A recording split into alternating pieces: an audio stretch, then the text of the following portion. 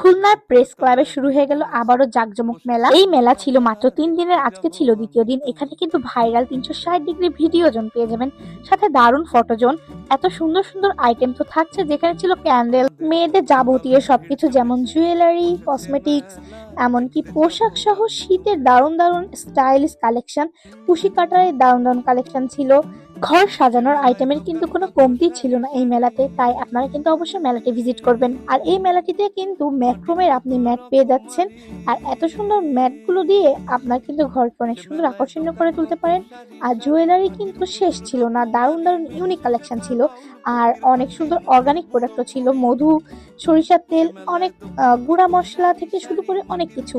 আর unique কালেকশনের জন্য সবসময় উদ্যোক্তা মেলাগুলো সেরা হয়ে থাকে, আর এটি কিন্তু সেই ভাইরাল উদ্যোক্তা মেলা।